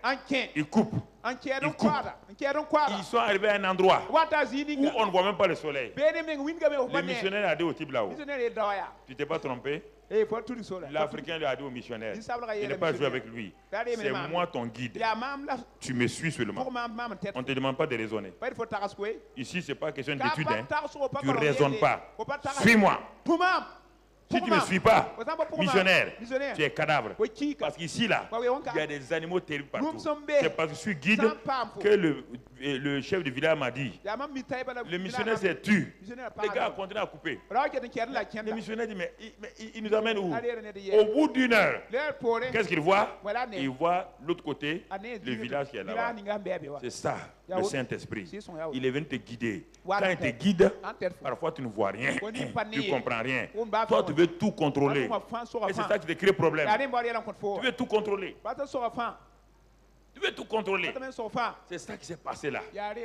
Ils ont perdu tout. Et sur la route, ils ont fait un veau gras, un veau. Et à cause de ça, ils ne sont pas entrés dans l'abondance dans leur destinée. Alors, mon frère, ma soeur, tu vas te tenir debout maintenant. Oh, tu vas dire à Dieu. Mais c'est terrible, hein? J'ai laissé ma destinée suivre des chemins vraiment qui ne sont pas ta gloire. J'ai laissé Satan voler. Donc, Seigneur, je me répands sur... Tu vois, d'abord que tu te répands. De n'avoir pas écouté la voix de Dieu dans ta vie de mariage, dans tes affaires, dans ton ministère, dans ton travail. Tu as fait beaucoup d'erreurs. Tu vas parler à Dieu dans un premier temps de te pardonner toutes tes erreurs. Élève ta voix et dis... Demande à Dieu de te pardonner. Toi qui as la télévision, à l'internet, demande à Dieu aussi de te pardonner maintenant. Demande à Dieu de te pardonner. De pardonner tes erreurs. Là où tu es maintenant, tu es hors de la volonté de Dieu. L'esclavage t'a saisi. L'esclavage financier. L'esclavage professionnel. L'esclavage dans tous les domaines. Et répands-toi ce soir. Et tu es dans la défaite. Tu es dans la pauvreté. Tu tu es dans la misère, répands-toi ce soir. Répands-toi ce soir. Dis à Dieu, j'ai pris des décisions par moi-même. J'ai décidé par moi-même. Mais ce soir-là, je me répands. Je me répands. Je vois que je suis dans une impasse. Rien ne marche dans ma vie. Je ne sais pas où aller. Oh Dieu, viens avec ta lumière. Éclaire-moi. Fais-moi sortir de la détresse. Papa, je vois mes erreurs. Je vois mes erreurs. Je vois mes fautes. Sors-moi de la détresse. Sors-moi de la détresse. Au nom de Christ Jésus.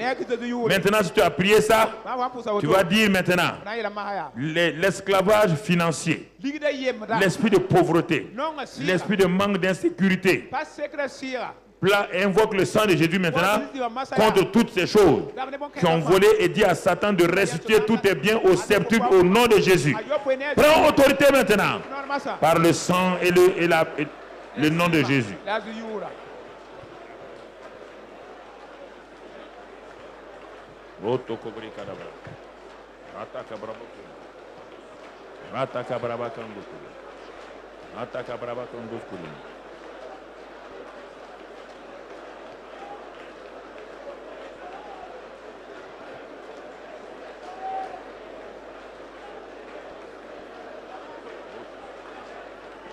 Joël 2. Joël 2.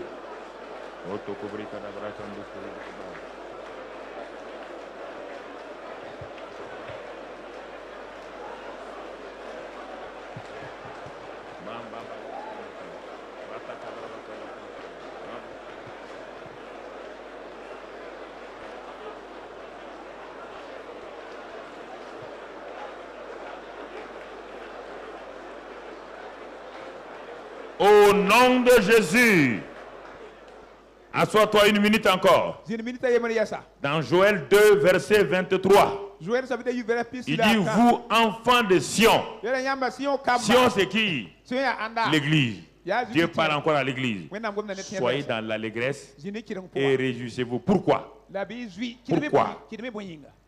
En l'Éternel votre Dieu, car il vous donnera la pluie en son temps. Il fera quoi? Il vous enverra la pluie de la première et de l'arrière-saison. Comme autrefois. Ça veut dire que nous retournons. La roue est en train de tourner pour revenir dans ce que Dieu avait fait. Continuons mon frère. Et les airs seront remplis de blé. Et les cuves regorgeront de malt et d'huile.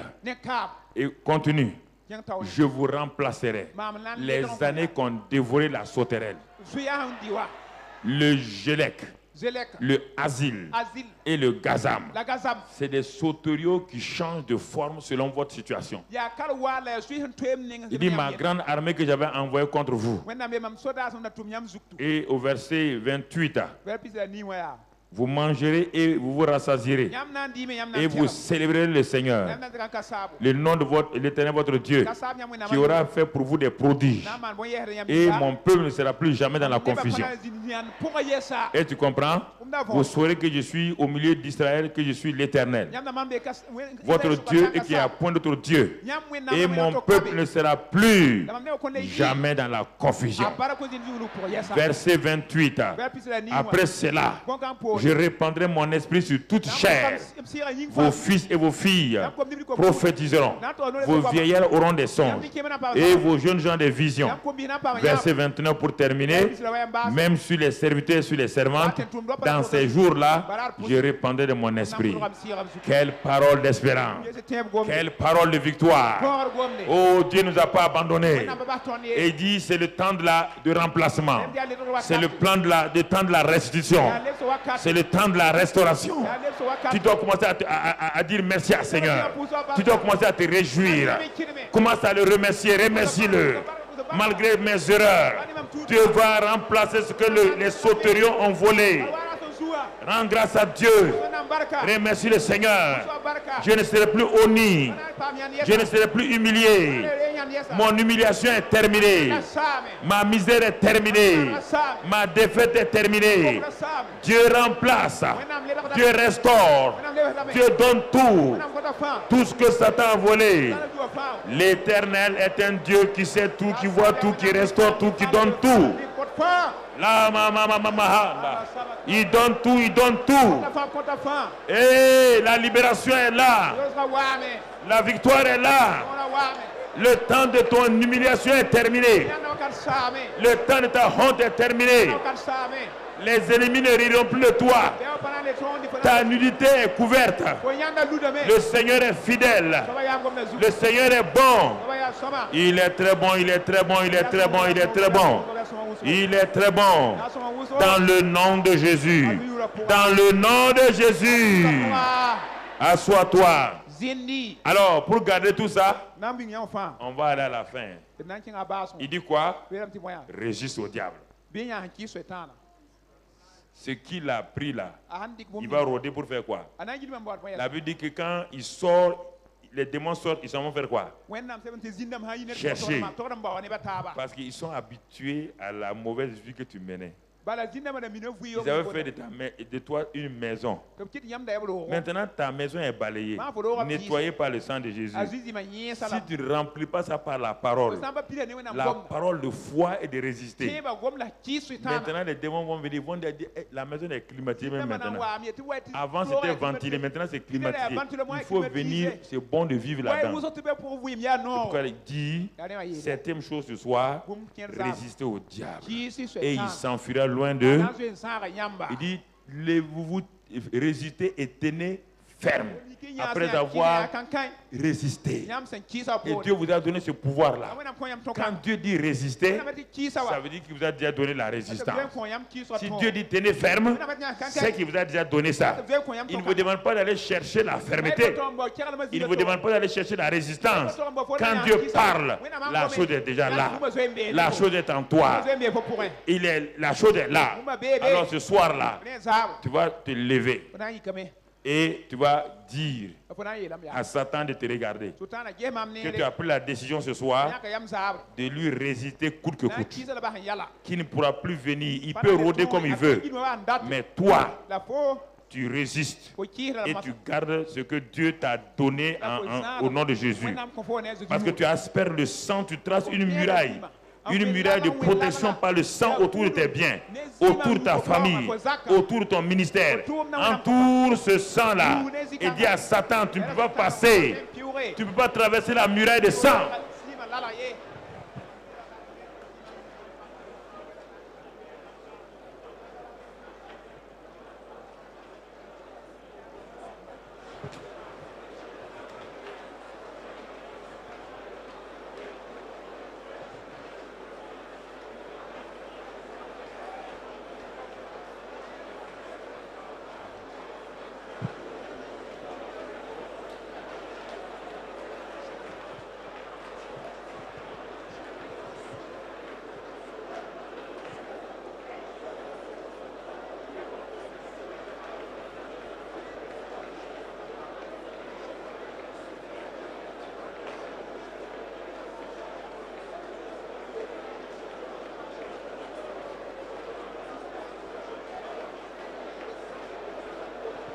Au nom de Jésus. Restez debout, ceux qui peuvent rester, sinon ceux qui ne peuvent pas rester assis. Maintenant que tu as fini pour toi-même, on va faire 4 groupes. Ceux qui sont en face de moi, et ils sont tournés vers l'est. À partir du caméraman, au fond là-bas et à la cellule Amour, vous vous tournez vers l'ouest. Vous tournez vers l'ouest. Tournez-vous vers l'ouest derrière vous. Ceux qui sont en face de moi, vous non. Ceux qui sont en face de moi, vous continuez à regarder ici. Ceux qui sont à ma droite, tournez-vous vers là-bas, le nord. Tous ceux qui sont à ma gauche et au dehors, tournez-vous vers le sud.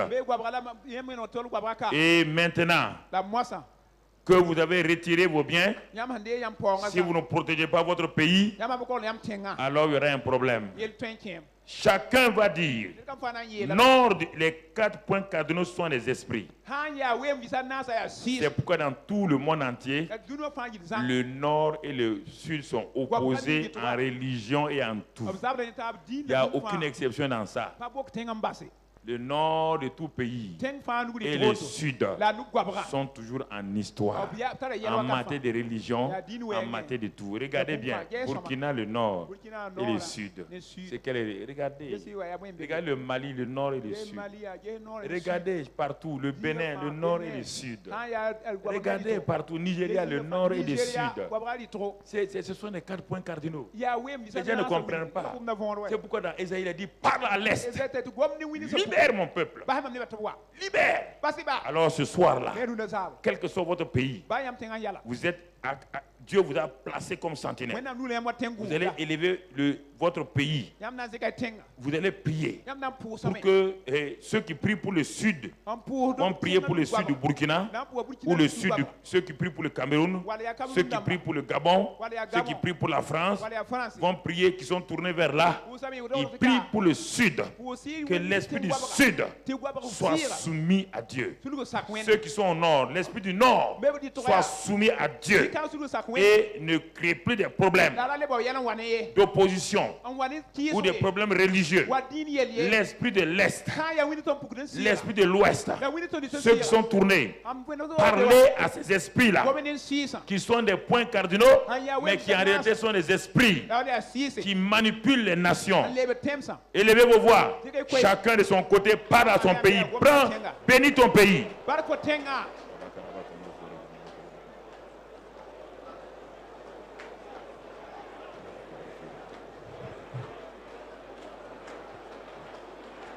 Bénis, bénis, bénis, bénis ton pays. Proclame des bénédictions sur ton pays. Proclame des bénédictions sur ton pays. Proclame des bénédictions sur ton pays. Et sur le sud, l'ouest, le nord.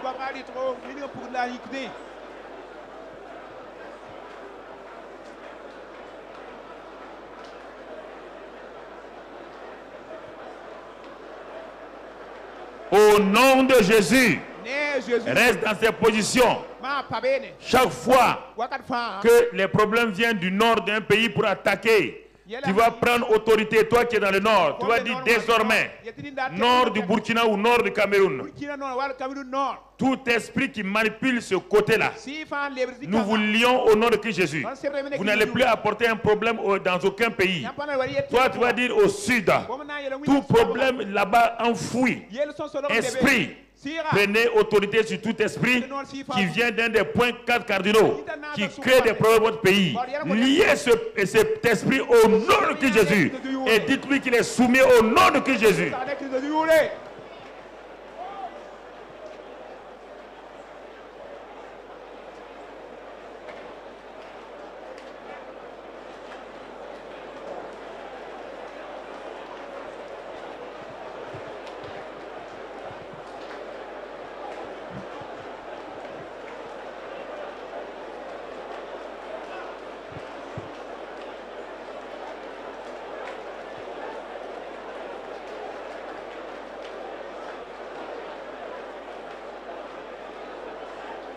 Au nom de Christ Jésus.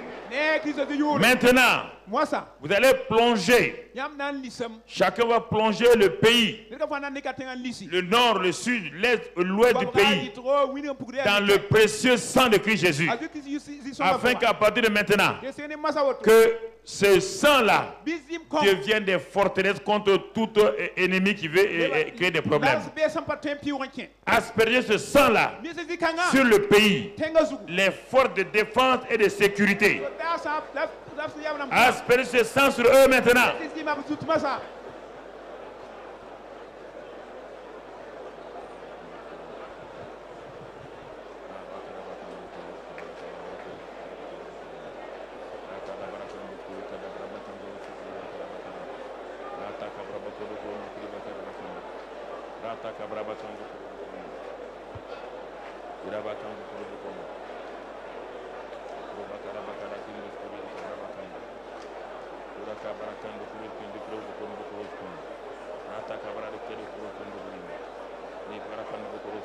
Au nom de Christ Jésus, vous allez continuer à dire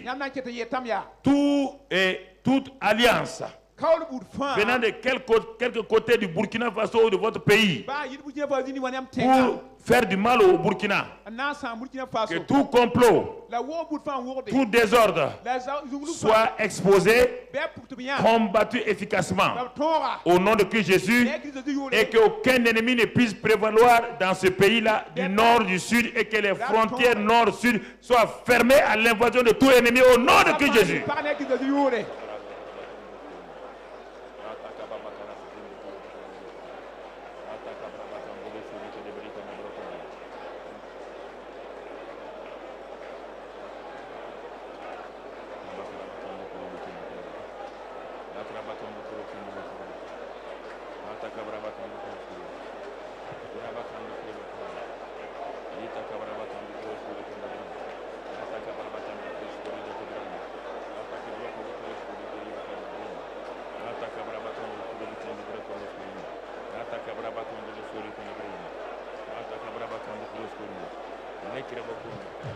Au nom de Christ Jésus, Dieu a dit que si nous voulons vivre dans la paix dans un pays, de prier pour les autorités, de toutes les personnes élevées en dignité, qu'elles soient administratives, politiques, qu'elles soient militaires, qu'elles soient dans la sécurité, les syndicats, toute personne élevée en dignité, la jeunesse et tout.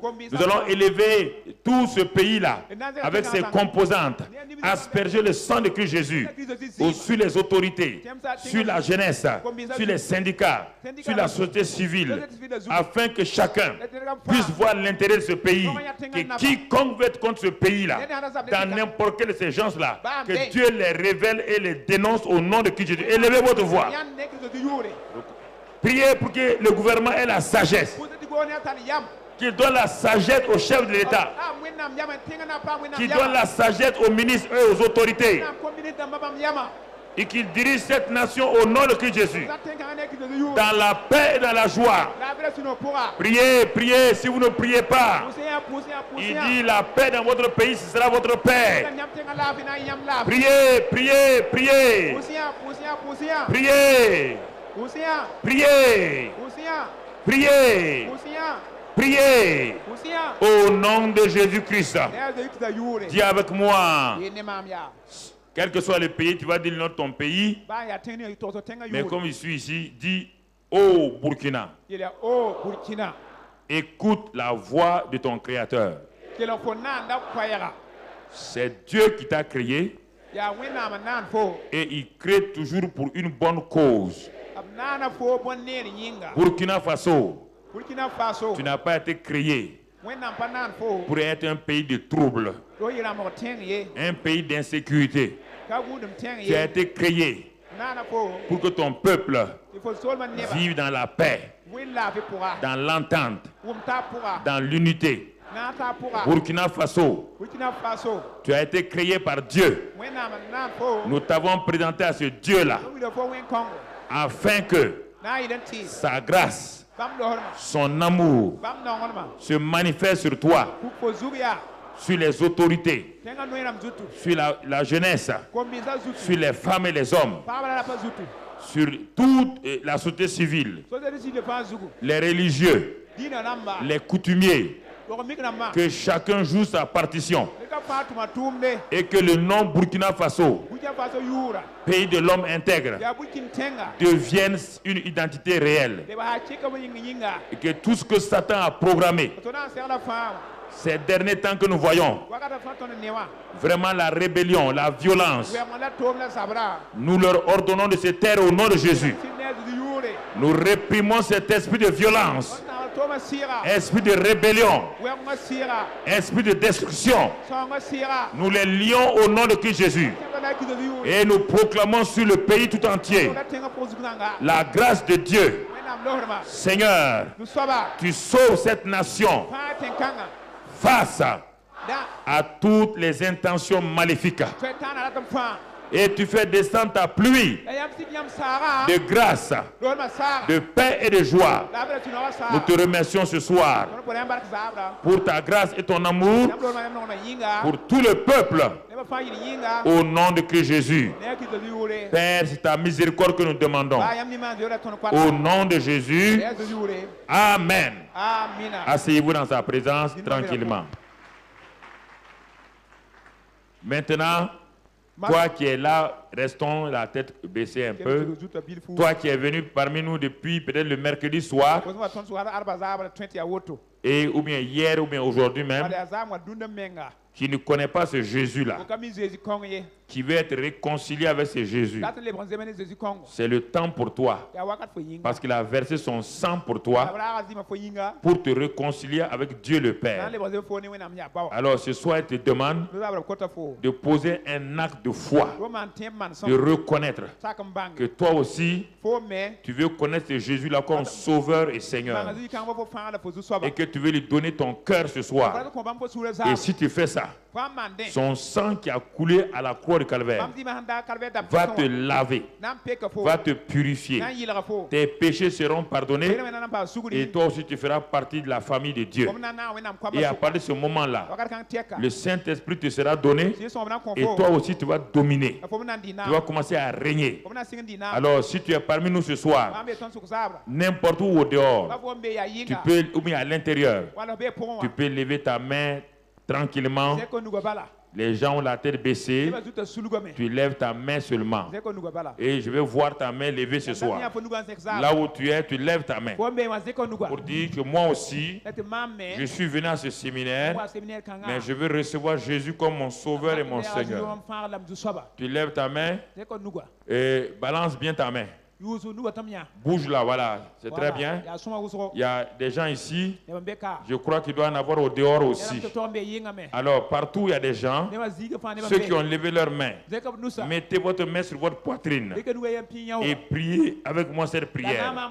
On ne doit jamais finir une réunion dans aucune église sans lancer l'appel. Le but de toujours une église, c'est de lancer l'appel. Ce n'est pas de bénir les gens pour terminer. Tu as levé ta main. Dis avec moi, ô Seigneur Jésus, je suis venu dans ce lieu et j'ai réalisé que tu es l'agneau de Dieu qui ôte les péchés du monde. Ce soir, j'ai levé ma main pour te dire que j'accepte ce que tu as fait pour moi à la croix du Calvaire. Tu as versé ton sang pour moi afin que je reçoive la rémission de mes péchés et que je reçoive non seulement un cœur nouveau, que toi-même tu sois mon sauveur. Je confesse maintenant que tu es Seigneur de ma vie. À partir de maintenant, règne sur mon cœur. Je me livre à toi. Règne sur chaque aspect de ma vie. Et que ton Saint-Esprit, qui m'a fait naître de nouveau, soit mon directeur, soit mon conducteur, soit celui qui me dirige en tout temps, afin que je glorifie ton nom sur la terre. Seigneur Jésus, je te remercie. À cause de ce que tu as fait, je suis moi aussi maintenant enfant du Dieu Tout-Puissant, et Dieu est mon Père. Il m'a donné une vie nouvelle. Il m'a fait inscrire dans le livre de vie de son Fils. Et maintenant, je suis un citoyen du royaume des cieux. C'est une grâce. Moi, je ne le méritais pas. Mais aujourd'hui, je suis entré dans le cercle des enfants de Dieu. C'est un privilège, une grâce pour moi. Merci Seigneur pour ta fidélité. Je te bénis au nom de Christ Jésus. Amen. Acclamez-les, acclamez-les. Voilà. Lève-toi et domine au milieu de tes ennemis. Avant la prochaine Pentecôte, viens faire des résumés. Que dans tout domaine, là où tu es parti, les signes et les miracles t'ont suivi. Tu as vu des miracles extraordinaires. L'année prochaine, quand tu viendras ici, tu vas venir te présenter, personne ne va te reconnaître. Tellement tu as changé au nom de Jésus. Tu seras dans une victoire totale, dans une paix totale. Tu seras dans une abondance totale. L'année prochaine, à cette heure-là, tu vas danser parce que la joie du Seigneur sera ta force. L'année prochaine, les ennemis qui te poursuivent aujourd'hui, tu vas les regarder, ils ne seront pas là. Tes ennemis vont disparaître. J'ai dit que tu ne verras pas tes ennemis. Ils vont disparaître. Dieu va les affecter. Dieu va les changer. L'année prochaine, j'ai dit, ta misère est finie. Ta faiblesse est finie.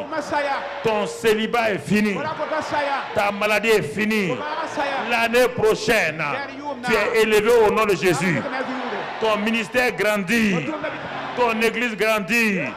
La puissance grandit. L'onction grandit. L'année prochaine, tu seras en haut. Et les ennemis vont regarder. Ils ne te verront pas. Ils vont te chercher. Ils ne te verront pas. L'année prochaine, j'ai dit mon frère, ma soeur, la grâce de Dieu sera sur toi. Une onction nouvelle est sur toi. Une bénédiction nouvelle repose sur toi.